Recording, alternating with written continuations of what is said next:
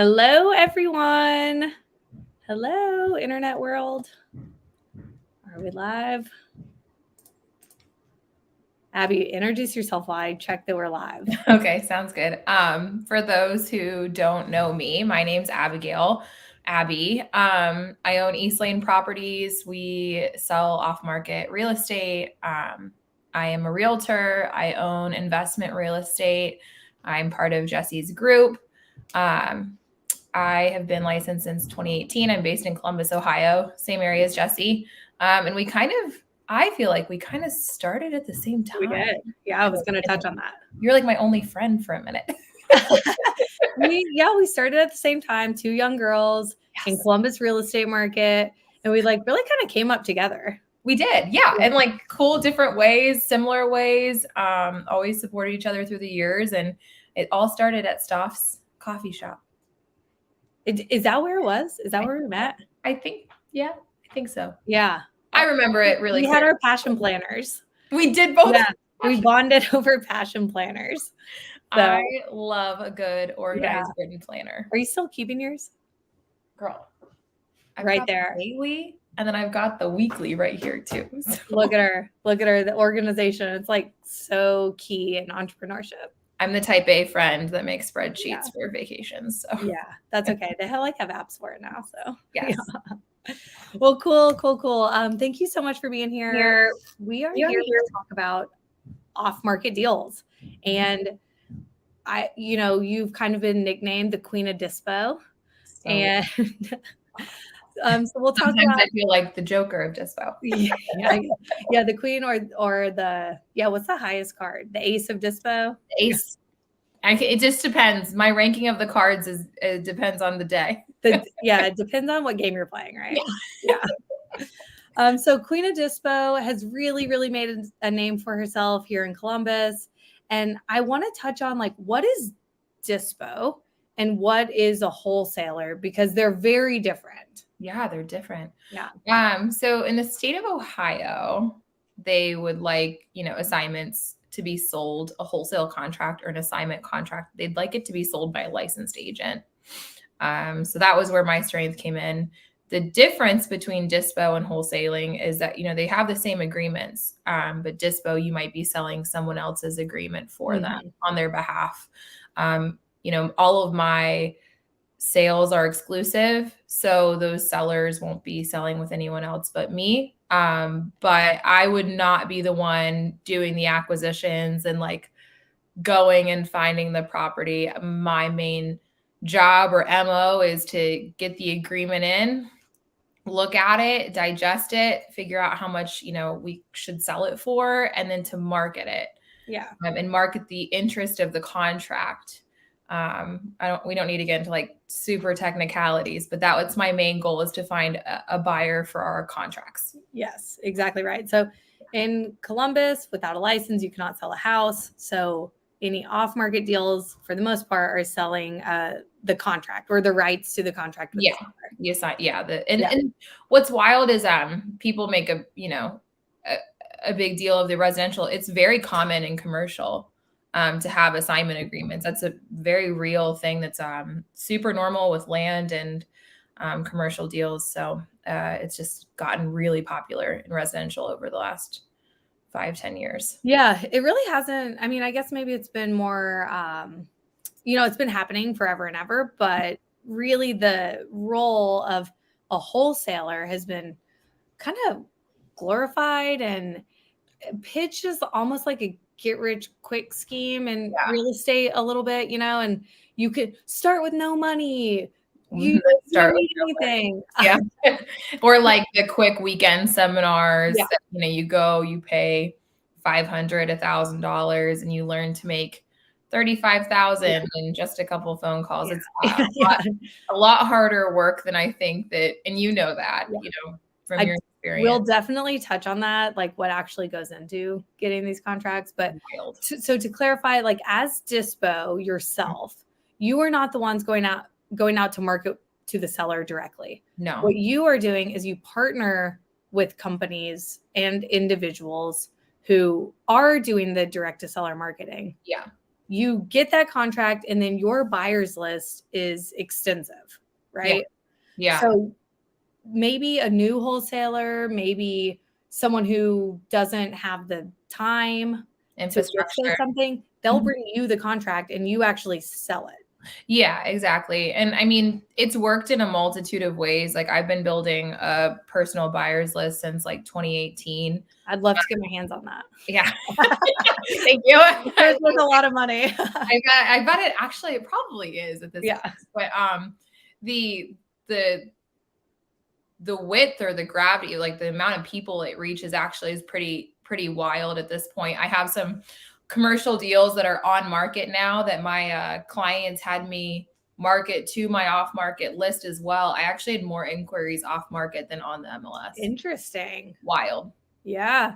And So this, for all you guys watching who think, oh, I'm going to start a dispo company tomorrow. I mean, this is what, 5-6 years of building this. Yeah. So, and it was very organic. I don't think that like there's a lot of, I mean, there's dispo companies now that are national, like, you know, Keegley or I don't know, other places that have kind of a routine to it, but it definitely happened naturally. And it's just because I was good at it. I was like that, it kind of stumbled into it. Yeah. So speaking of buyer's list, for any folks out there that want to get on Abby's buyer's list, what's the best way to do that? You could drop your email in the comments. That's easy. Or any sort of like DM on Facebook. I'm tagged in a bunch of stuff on the unlocked group. So you can always like PM me and I can get you added and send you over like our list. We've been marketing in Columbus. We have deals in Dayton, Springfield, Cincinnati, and we have one in Indianapolis right now. So okay, nice. Yeah. So not majority Central Ohio, but expands a bit. Yeah. Like I would say 70% Columbus and then like 30% everywhere else. I get like a deal in Tampa every once in a while. What would you recommend to someone who maybe is listening that isn't in Columbus to find someone similar in their own market? Yeah. So I think the best way to find off market deals, say you're not like sourcing them yourself through direct mail, you want the agreement, say you're just starting off and you want to flip, join as many local Facebook groups. And like in Columbus, we have Corey, Coin, the Cream. So I would just join as many as you can. Yeah. And that way you can just start becoming aware of all of the different properties that are out there and the pricing and, you know, what the correlations are, how quickly they move. My suggestion to anyone starting out, and I get this with my new investor clients all the time, is you should be analyzing like 50 deals before you buy one. Okay. You know, or like, you know, you should pick a number and you should really get into analyzing them, because then you'll know when you've stricken gold.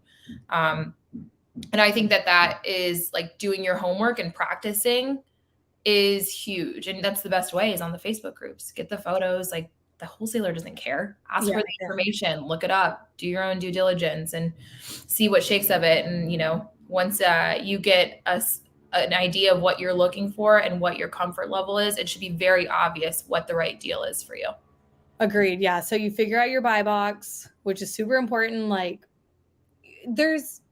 I wish that we could narrow it down and say, hey, only send me deals that meet my buy box, but that's not really feasible for, you know, Dispo with. It's really hard. I thought about it. I did it by zip code and it was terrible. Dude, I dabbled in it and I was like, it's all or nothing. You get all or you get nothing. Yeah. And like, you know, it's one of those things that you got to get really used to quickly scheming through things and your zip codes and stuff. And so my point is, you're going to see all of it, especially if you're just browsing at Facebook. Like clearly everyone sees everything.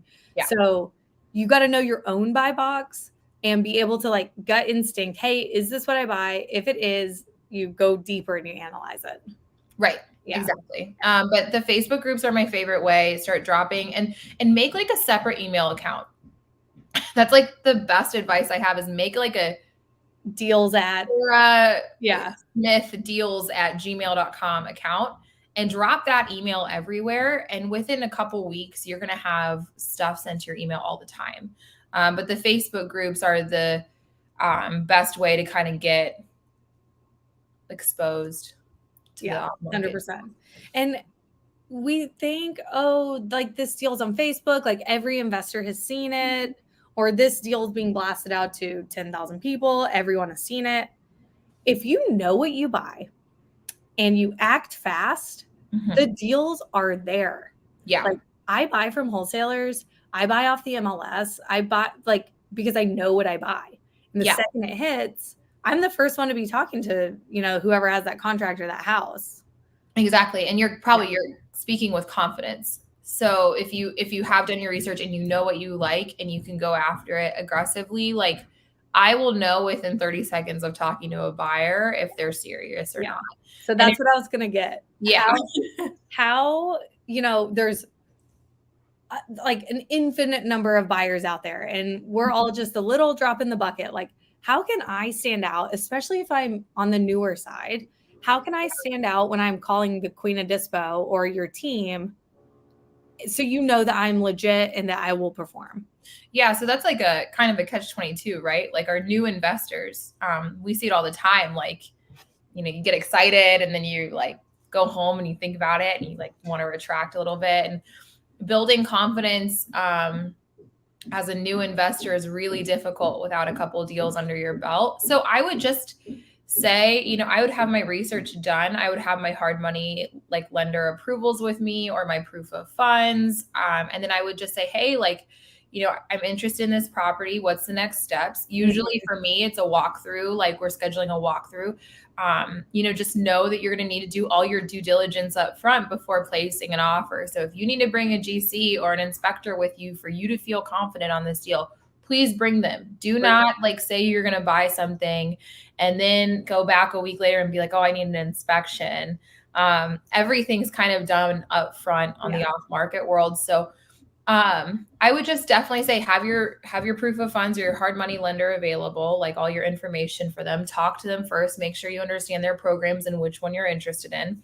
Have a GC like or an inspector company like Tommy Har in your pocket. In your like pocket. There's a one in Columbus locally that's very famous for doing investor inspections. See if one of them can come visit you. It's like $150 and it's your peace of mind. They give you a write-up at the end of it.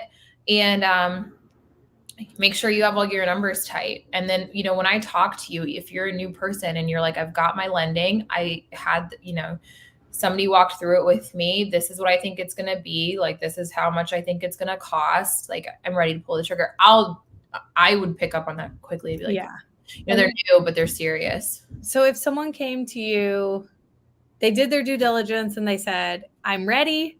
And I'm ready to close in 45 days. What are you going to say? Probably not. We have some deals where we have like sellers that want to stay, and that's actually great. That's a benefit. But most of the time, our deals close in 2 to 3 weeks. Yeah. So if you said 45, if you said 45 days, there would be like a hefty EMD or something wild associated with that. Yeah, because you would be going back to structure the deal around that buyer's needs, right? Yeah. So that's another thing that I don't think buyers recognize is we have all of these contingencies with our seller. The sellers are coming to us because they want the easiest transaction possible. Yes. And then we go and get all of our buyers and our investors, and they have their own set of contingencies. And half the time I'm like, okay, like we can do this and this, but we can't do this. And what a lot of those buyers need to understand is that the whole reason the seller is selling to us is because we gave them really strong terms that they wouldn't be able to get on market. Yep. And when buyers ask for certain things, it kind of like defeats the purpose. And a lot of times, like I'll take lower offers with less contingencies associated. You guys hear that? That's super important. Yeah. We take lower offers sometimes. Or a lot of times if the contingencies actually fit the needs of the client or of the seller, overpriced. So 100%. So one thing that we always advertised when we were working direct to seller was take what you want and leave the rest. Yeah. With their possessions. So it's very, very common that a buyer will walk into a house that it looks like someone still lives there. Yeah, that's very common. I have people mad about that all the time. Yeah, and buyers are constantly, oh, they didn't clean it out. I'm like, you got like 70% of what it's worth minus repairs, right? You clean it out. Right. Yeah. There's a couple rare instances where, we've agreed to help if it was like a hoarder situation or, if it's crazy, well, but there's a reason why the price is so low and you got it the way you did. So a lot of times, yeah, you're getting furniture, large furniture, like cars, motorcycles, whatever crazy stuff people leave behind. Lawnmowers. I mean, Tyler, who works for me, actually loves it because he gets to. I need a riding lawnmower. If you come across one that works, I need that. Yeah. I have one of the most beautiful paintings in my house is from an estate house that I sold for the guy, and he let me keep the painting. I have a credenza that's absolutely incredible, straight out of the 60s, perfect condition, just left it. I'm like, thank you. You will be coming to my house. Yeah. You are coming to my house. So like to the point though, is the reason that you're getting these good deals off market is because there's usually some sort of distress situation that comes along with it. Yeah. So is it timeline? Is it, we had one that it just took 8 months to close. I stopped wholesaling back in Q1. It just closed because the seller had a huge probate case. So my buyer got a deal because they were willing to wait. They were willing to come along with me on that journey. Right. So the best advice that I can give being an off-market buyer is flexibility. Yes. Oh my gosh. Flexibility is key with off-market deals. This is, I think, a lot of agents that represent investors that come in and, obviously want to do right by your client. I get it. I'm an agent. You are licensed as well. You have a fiduciary duty to do the best you can for your client. When you understand where the seller's position is it comes from distress, mental health issues. There could be drug, the probate, estate sale, divorce. It's not on the MLS for a reason. Yeah. And we are put in very specific, boxes to help them get through this painful time in their life. And as a buyer, there's nothing that makes my life easier and makes me want to sell every deal to you than being like, yeah, it's cool. They need a couple extra days. No big deal. Big deal. Everything's fine. Now there are some, we don't want to hold our buyers in a vulnerable position where they're going to inherit a ton of problems. Right. I understand that bit, but there's nothing that's better than a buyer that's willing to be just for us. Cause we have very sometimes difficult sellers on a lot of times. A lot of times. So the way I kind of think about it is in this whole scenario, there's one seller. Mm-hmm. We're thinking about a specific deal. Of course there's a million sellers, but there's one seller. There's one contract holder, which is your client. There's one dispo, which is you. Mm-hmm. And then there's 10,000 buyers, potential buyers. Yeah. So who needs to be the most flexible there, right? Like there's not a lot we can do at these points in the process. So you as the buyer, if you can come in with flexibility and work around the terms that all of those parties have already established, they did the hard work for you. Oh my gosh, to get a property under contract, you have to. What was your dollar amount to get a property under contract? I've seen like $3,000 to $5,000. Yeah, $3,500. Like crazy dollar. That's marketing just to get it under contract. On close, probably closer to $5,000. Yeah. So when everyone's so upset that the wholesaler made $10,000, it was like $5,000 that was gone immediately. And there's no guarantee that money even comes to you, because even if you do all this marketing, there's no guarantee that you're getting a contract. 100%. And there are a lot of wholesalers out there. So if we upset our seller, there's probably a stack of postcards of the next person that seller is going to go to. Especially if they were on a foreclosure bankruptcy list, then they're being targeted heavily. So for someone to have that contract, to get it through to Abby, to get it to all the way to the end buyer, like a lot of things have already happened. So the key to getting your offers accepted, new buyers, is flexibility. I love that. Cool. Yeah. Cool. So what trends have you kind of seen off market, maybe similar to on, or anything different than on market that you've seen that you could give us some insight? I think they're correlated, but the off-market deals, the marketplace in general has been a little slower. Okay. I have been, in my research, they call it like the golden handcuffs. A lot of people can't afford to move, but have a ton of equity in their house now. I mean, you and I bought our personal houses around the same time. And I think that I have a really great interest rate on my house. Yeah, we're solid. Good. Yeah, it was like the golden era, right? Yeah. And I think, where would we go?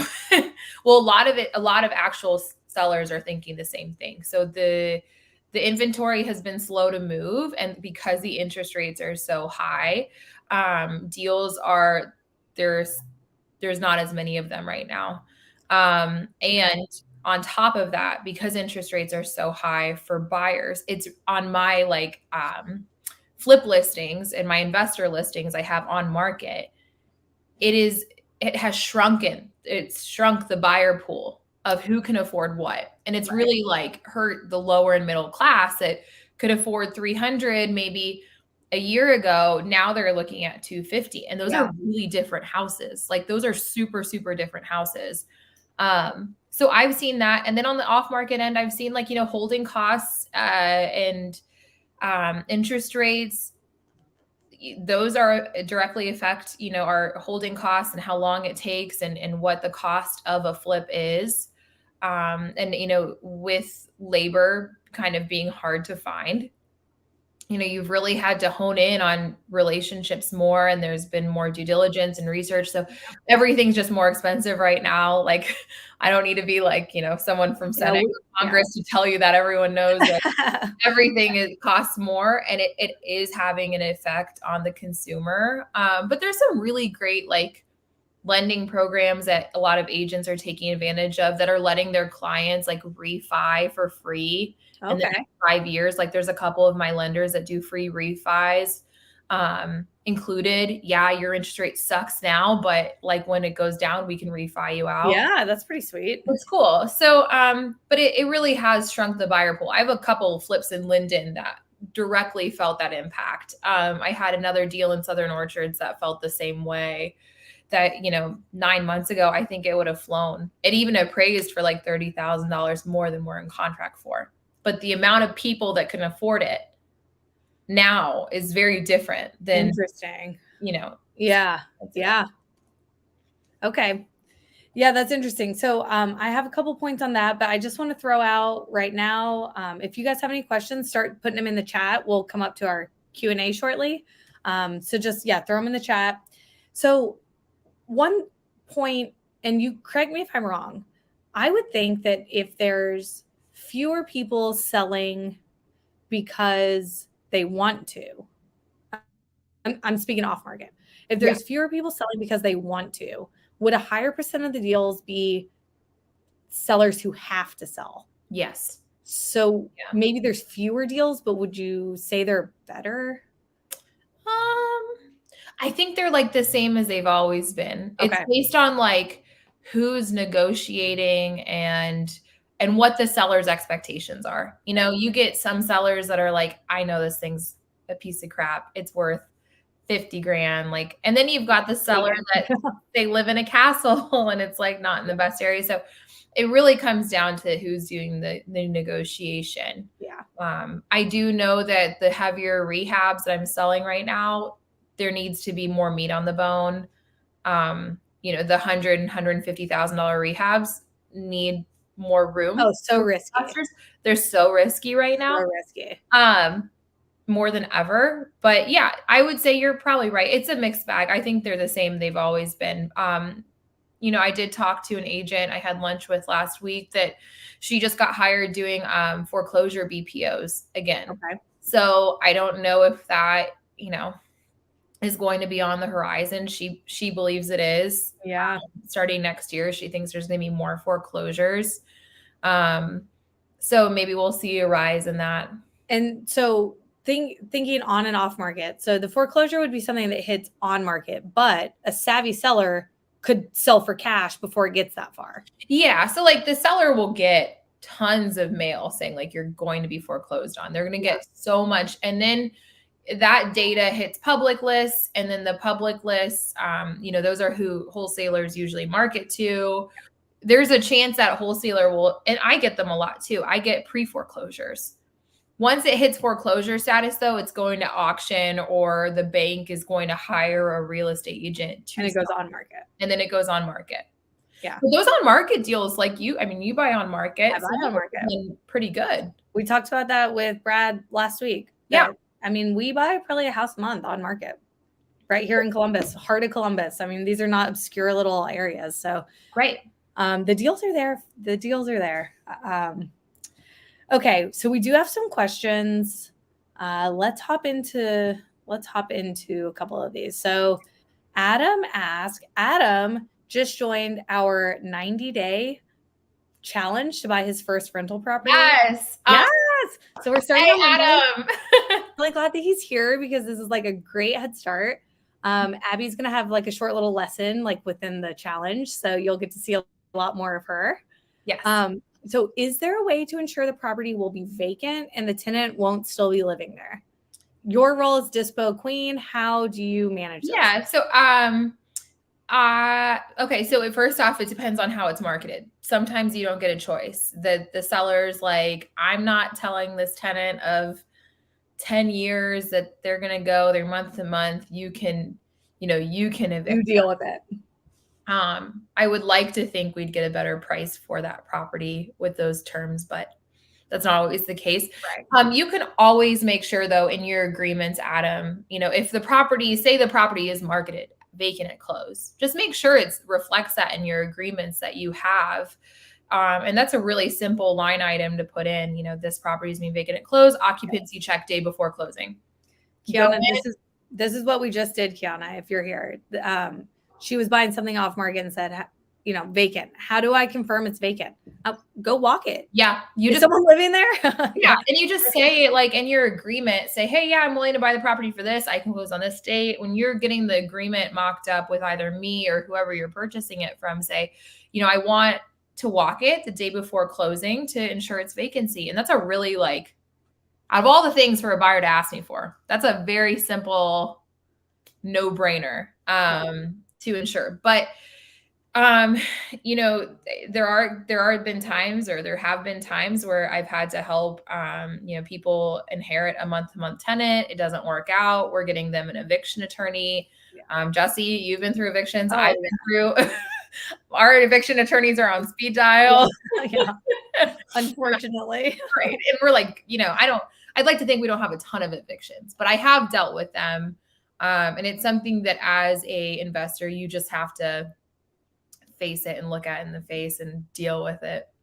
But if someone's advertising something is vacant, you're saying it's reasonable to confirm that the day before closing. Yeah. And just ask to put that in your agreement. Always, anything that's important to you, please ask to have that in the agreement in writing. Do not just say it on the phone one time. Yeah. Because that's not gonna fly. How many deals are you disposing at any given time? Right now we probably have 15. Yeah. Last year I sold 150. You're right. So how yeah. will she remember? It's going on a Post-it note and Victoria, please remember to put this in there. Right. We just had one where we have a really crazy post-close occupancy with an escrow holdback. And that's in all of our agreements. And, we're dealing with agents that, understand that. But if you are an investor and you don't have an agent represented, just please ask to put that in the agreements. It's very simple. Yeah. Yep. And it freaking works. Yeah. It works. So what she's describing is the concept of an escrow holdback. So the buyer, say the property's $100,000. The buyer pays the title company the full $100,000. Again, assuming the seller owes nothing, the seller gets $95,000. Title holds $5,000 back until the move out date. Once we confirm they're moved out, the last $5,000 comes to them. So I've only seen it fail one time in the last 5 years. Yeah. I've seen it fail. Yeah. Maybe one time. It's not 150 plus. And that's just people one year. Want their money. Yeah. They will get out to have their money. I mean, the one that I just described with the agent, it's a $10,000 escrow holdback and they do it forfeit in 7 days. Did it forfeit? No, but like it has like a trigger. Like as soon Yeah. as the 7-day hits, that buyer gets the 10K if the seller's not out. Yeah. That So well, the like seller's gonna be out. So seller's gonna be out. the seller will definitely be out. Yeah. Okay. So hope that helps, Adam. We have one from Melissa. She says, having trouble finding meat on the bone with wholesalers, what amount of room percentage wise do you think is fair to offer lower than the wholesaler starting price? This is a little trick question. I have my own answer, but you go first. Oh, okay. I hope mine's the same. So there's never like necessarily a percentage lower that I would say, because like every wholesaler prices differently. I have like minimums that, I always suggest to my clients. I've sold like 500 houses, and I have spreadsheets of what they've sold for and margins and stuff. So I look, 43221. I know this is the general price we should be selling a 3-bed for. I mean, Okay. I'm sure you have that off of your head, Jesse. Like, yeah, it's not as fancy as yours, but okay, right. So that's kind of like, I don't think there's a general percentage, and I know that some of the deals like look tighter or more like egregious than others. I would run it back and forth with your own buy box, and then negotiation, Abby. If I'm in your shoes, Melissa, I always ask for more off the top than I think they're actually going to give me. And I understand we're probably going to settle somewhere in the middle. Yeah. Yeah. And that is not something specific to off-market real estate. That's like, that's pretty like standard. Negotiating like 101.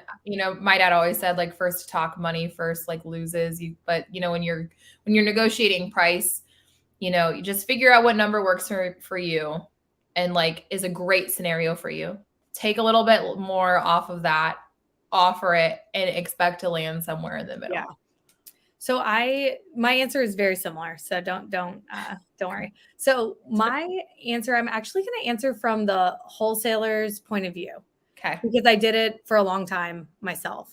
So we as in, wholesaler is always going to try to get the most money possible. Yeah. Like that's the goal. That's the goal. 100%. But we need to understand what is reasonable for our buyers. So there are formulas that are well known.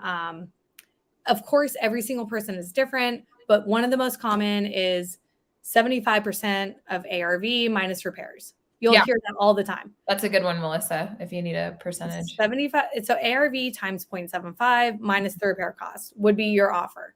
Now that's your offer to the wholesaler or to Abby. And then people take their cuts from there and the seller gets what they agreed to, right?